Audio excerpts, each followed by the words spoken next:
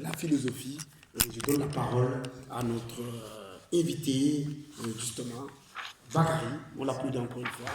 C'est son rôle.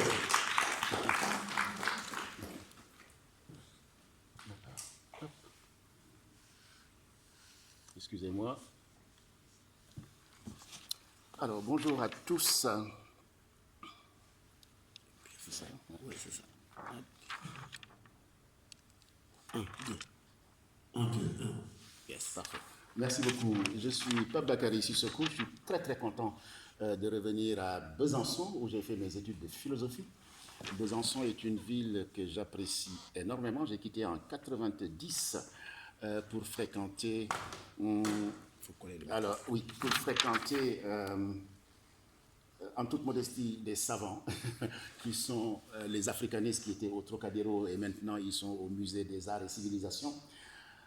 Donc je cherche toujours le savoir. Toujours je cherche le savoir. Je suis toujours en route, comme le dit Karl Jaspers. Donc je suis vraiment très content que Fodé, mon compatriote, m'ait invité ici. Très content aussi parce que j'ai fait du karaté, j'ai enseigné le karaté à Saint-Ferger. Le karaté m'a permis effectivement de payer mes études et c'était très intéressant pour moi. Et j'ai accompagné le karaté que j'enseignais, c'était un karaté qui prenait en charge des enfants en difficulté et qui étaient très excités, problèmes de comportement, etc. Et la philosophie mène à beaucoup de choses. Les gens pensent que tout simplement on est des penseurs qui ne prenons pas racine dans le réel, mais la philosophie anglaise, elle est pragmatique, la philosophie de Socrate, elle est pragmatique, la philosophie, oui, elle est pragmatique, elle peut être pragmatique. En tous les cas, j'essaye de la rendre plus pragmatique. Vous verrez dans mon parcours, j'ai fait beaucoup de choses à travers le monde. J'ai créé le café de philosophie de Besançon, au Marula. J'ai créé le café de philosophie de Tahiti, à 20 000 km de Paris. Quand je suis arrivé là-bas, c'est un noir qui a créé le café de philosophie, les clichés. Mais oui, c'est un noir, oui. Et ils étaient contents. Et moi aussi, j'étais content. Voilà. Je ne me suis pas fâché quand ils ont dit c'est un noir, parce qu'eux-mêmes étaient noirs. Vous voyez? Donc, il faut apprendre à rigoler de toutes ces choses-là. C'est extrêmement important. Une fois que j'ai dit ça, maintenant, je vous invite à... moi, je bouge beaucoup. Je vous invite à attacher vos ceintures parce que nous allons pénétrer un monde qui n'est pas facile et qui nous habite tous, la santé mentale. Et vous l'avez si bien dit. Il n'y a pas de santé s'il n'y a pas... Il n'y a pas de santé mentale s'il n'y a pas de santé, ou il n'y a pas de santé s'il n'y a pas de santé mentale. Il n'y a pas de vie si la santé est occultée. La vie, c'est des choses qui fonctionnent et des choses qui dysfonctionnent. Mais c'est ça la vie. Alors, il faut tout simplement comprendre une chose quand on parle de santé mentale. Je discutais avec un jeune qui est là, qui m'a donné des... Moi, j'apprends beaucoup. Je discutais avec quelqu'un qui me dit, c'est complexe. Il ne trouvait pas les mots, mais on se comprenait. On se comprenait dans ce qu'on disait, etc. Quelquefois, on ne peut pas verbaliser. Donc, c'est un sujet qui est complexe et qui touche toute l'humanité. Et je vais peut-être vous choquer. Nous sommes tous sujets potentiellement à la santé mentale. Qu'on le sache ou qu'on l'ignore. Tous. Je vais vous expliquer dans le déroulé à quel point nous sommes ce qu'on appelle le malade en puissance. Vous ne savez pas demain ce qui va vous arriver. Face à une situation, vous ne savez pas ce qui va vous arriver demain. Ce que vous maîtrisez, c'est ici et maintenant. Il y a des gens qui tombent malades et pourtant ils avaient une très bonne santé pendant 50 ans. Ce qu'on appelle des accidents de parcours de la vie. Mais c'est la vie qui est comme ça. Est-ce que pour autant je dois baisser les bras, etc., etc. Donc on est dans un monde extrêmement complexe, on est dans un village planétaire, les frontières tombent, les gens se rencontrent. Et dans cette rencontre-là, effectivement, des liens se créent. Mais des liens aussi se défont. On crée des liens et les liens se défont aussi. C'est comme une chaîne. Une chaîne peut être, ça roule ou bien ça s'abîme. Dans cette complexité, il faut prendre en charge l'individu. L'individu, c'est celui qui naît avec un capital zéro. C'est ce qu'on appelle l'individu. Mais puisqu'il va rencontrer ce jeune homme avec son t-shirt, il faut qu'on lui apprenne à être une personne. On passe de l'individu à la personne. Je ne le connais pas, il ne me connaît pas. Nous allons échanger. Il va avoir des représentations sur moi, ce qui n'est pas un problème du tout. Ça devient un problème quand ça devient une philosophie. Avoir un cliché sur une personne n'est pas négatif tant que c'est tout simplement la première représentation que j'ai de la personne. Mais quand vous en faites une philosophie, ça devient effectivement de la discrimination, etc., etc., etc. Mais c'est normal que quand on rencontre quelqu'un, on ait une représentation. Ça, c'est normal. Après, maintenant, quand on continue dans cette tentative, cette volonté de rencontrer l'autre, de le connaître, parce qu'une fois que vous l'avez rencontré, une fois qu'il s'est ouvert à vous, vous vous êtes ouverts mutuellement, vous apprenez à vous connaître. Et quand vous vous connaissez, les masques tombent. Quand vous rencontrez l'autre, vous pouvez avoir toutes les représentations, mais une fois que vous l'avez rencontré, vous avez verbalisé, vous avez discuté. En Afrique, on dit, on peut discuter, éloigné, on ne s'entend pas. Mais si on prend le courage à deux mains, on décide de faire ensemble, de discuter ensemble, même si on ne s'entend pas, mais on aura fait un grand pas, c'est de dialoguer. Et le dialogue, comme le dit le roi Gourand, c'est un grand anthropologue, ethnologue, il dit, quand vous verbalisez, vous ne frappez pas. Quand vous verbalisez, regardez ceux qui frappent souvent, rapide. Le langage est quelquefois... ce n'est pas une science exacte ce que je dis, mais l'expérience montre qu'effectivement, du fait qu'il ne peut pas verbaliser, il frappe. Dès qu'il ne sait pas parler, il frappe avec la main. Et donc, l'éducation que nous allons mener dans la famille, dans la cellule familiale, est extrêmement importante pour préparer la personne. Un enfant est une personne, comme le dit Dolto, et on a tendance à l'oublier. Il y a un nouveau concept que j'ai appris il y a 3-4 jours, je travaille beaucoup sur ce sujet, ce qu'on appelle l'infantisme, que je ne connaissais pas. C'est quand on ne considère pas l'enfant. Mais non, un enfant c'est une personne. Il faut le respecter. Et donc il y a tellement de banalisation de l'enfant. Tenez, il y a 4 jours, mon voisin s'est disputé avec, à la maison. Et il me respecte beaucoup. Et chaque fois, je lui dis, mais quand tu dois te disputer avec ta femme, allez dans la chambre. Mais vous vous disputez devant les enfants, ils paniquent.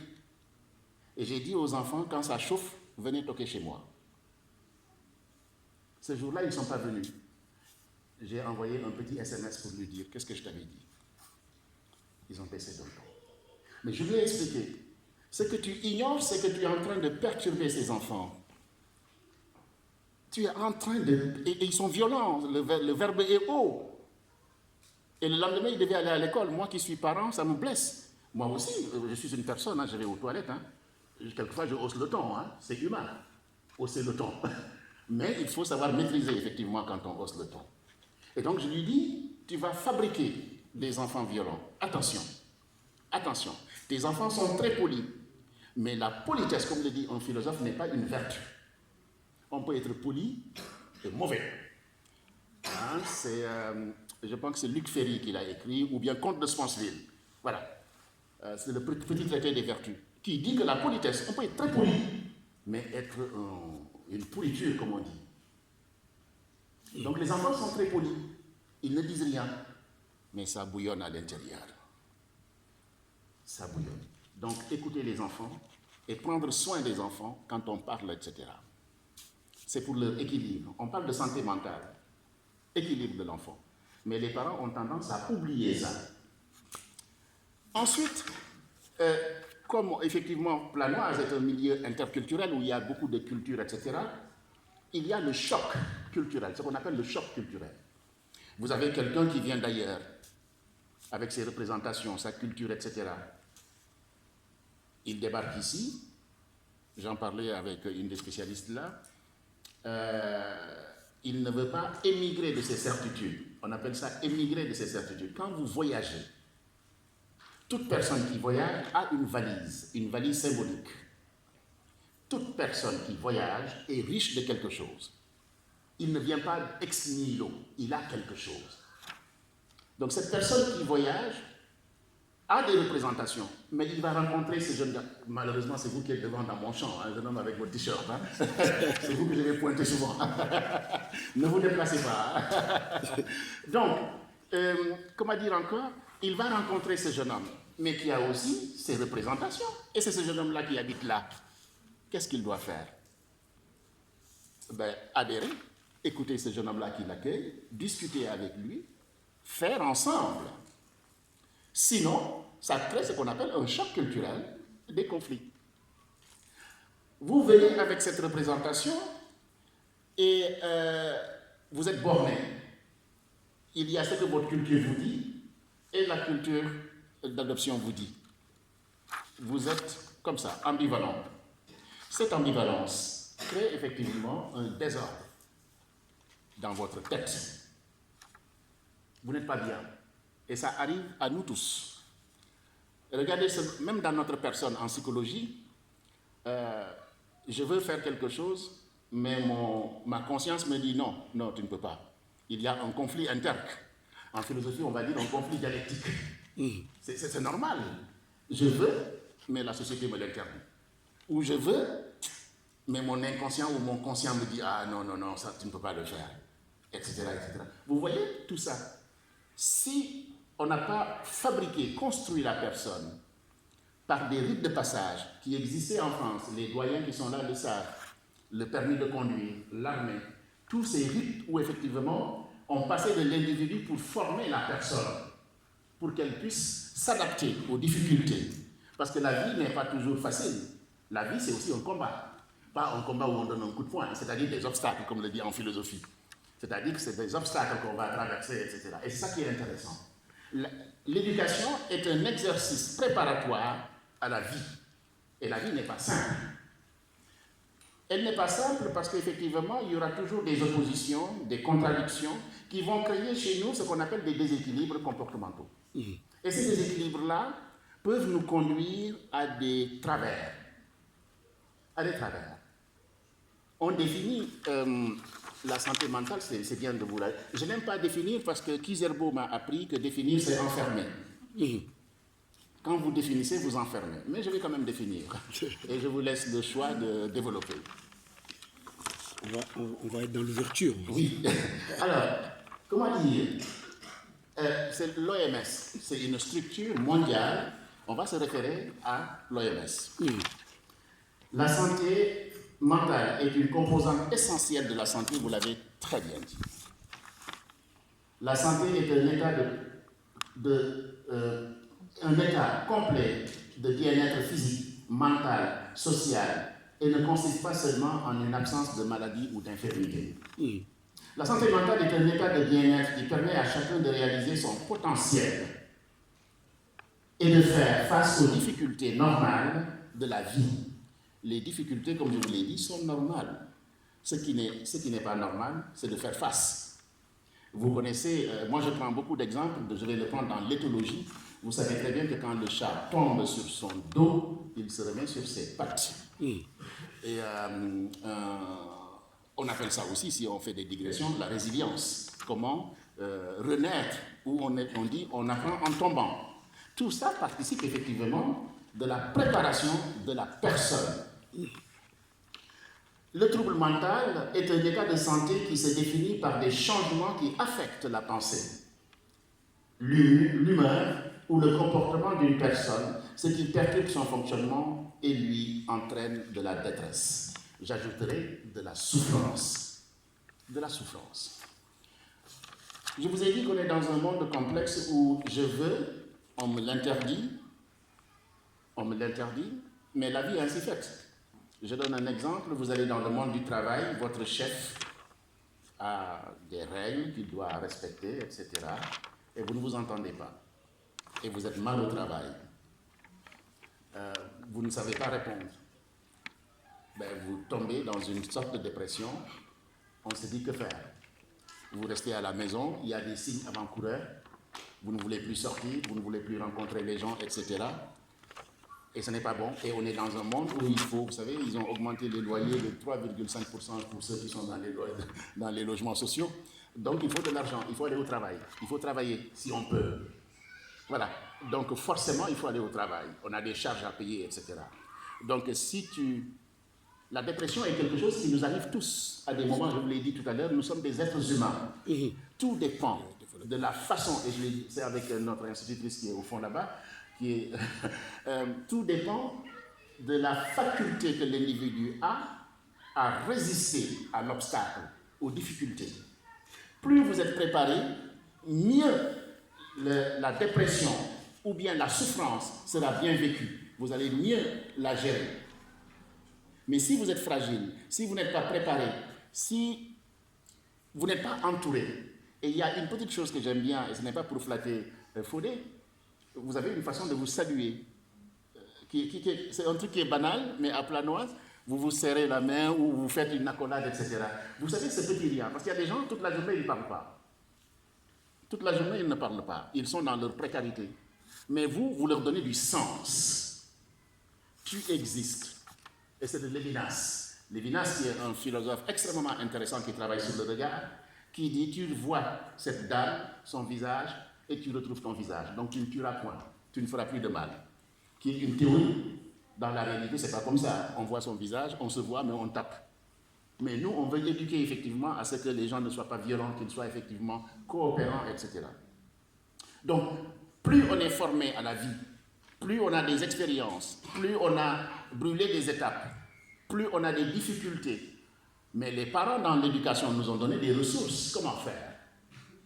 Je donne souvent l'exemple même à mes enfants, pourtant qui sont relativement bien formés. Quelquefois, je fais des petits exercices, mais je trouve que la formation n'est pas complète. Hein. Je leur demande de chercher quelque chose, je suis déçu. Hein.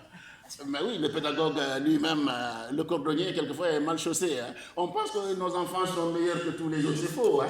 Nous tous là, nous cherchons tous les jours. On ne naît pas parent, on le devient. Non, ça je voudrais vous le dire, c'est un enseignement fort. Bien sûr. Et ne vous culpabilisez pas. Parce que tout simplement, vous ne pouvez pas tout savoir. Et osez demander à Fodé, osez demander aux professionnels. On a la chance en Europe, en France en particulier, d'avoir des structures qui savent nous écouter. Je ne dis pas que tout le monde écoute très bien, etc. Ça dépend sur qui tu tombes. Mais en général, on a des dispositifs qui sont extrêmement intéressants pour prendre en charge les gens et les rééquilibrer. En tout cas, les aider. Mais pour autant, il faut que vous alliez vers eux, que vous demandez, que vous soyez ouverts. Je voudrais aussi dire que dans la famille, il y a des violences intrafamiliales qu'on ne voit pas, ou bien des violences héritées. Par exemple, je prends un exemple, on aurait pu penser que je vais chaque fois prendre des exemples dans le monde africain, mais non, c'est dans le monde français, occidental. Un petit roux qui vit dans une famille de roux. Qu'est-ce qui se passe en général? Il naît dans une famille comme ça.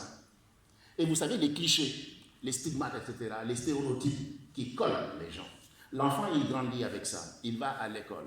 Et j'ai élaboré une théorie où j'ai dit les cours d'école sont des lieux très violents, extrêmement violents. D'où la nécessité que le parent forme son enfant. L'éducation. Il faut véritablement armer les enfants à discuter, à ne pas frapper. C'est des enfants, et la main va déraper de temps en temps, mais on va faire en sorte qu'ils l'évitent au maximum de déraper. Mais c'est des enfants, nous tous on s'est battus, etc. On veut se mesurer, vous savez, on est complexé. Voilà. Mais il faut le travailler à la non-violence, etc. Et donc cet enfant qui est roux, il sait qu'il va être chambré, moqué. Mais ça le fragilise. Et comme je vous ai dit, quand il est fragile, il n'a pas la bonne préparation. Qu'est-ce qu'il fait? Il frappe, il se bat. Il est dans un déséquilibre, il frappe. Et les parents banalisent, mais n'accusons pas toujours les parents. Je le disais à quelqu'un, quelquefois les parents sont ignorants. Ignorant au sens de Platon et de Socrate, c'est celui qui ne sait pas. Ce n'est pas ignorant, hein, c'est celui qui ne sait pas. Mais je vous dis, on ne naît pas parent, on le devient. On ne naît pas parent, on le devient avec l'expérience, etc. Donc préparons nos enfants, effectivement, à pouvoir affronter la difficulté et le monde qui est ouvert. Parce que le monde ne fait pas de cadeaux. Donc la parentalité est extrêmement importante. Et je dérange beaucoup mes compatriotes africains, je leur dis, faire des enfants c'est un projet. Donc ils me disent, tu es un philosophe, tu es un perdu, tu es un bounty. Bon, je leur dis oui, parce que moi j'ai vécu à Tahiti 3 fois. Donc si tu me taxes de bounty, ça ne me dérange pas. Et en plus, je suis allé là où est allé Marlon Brando.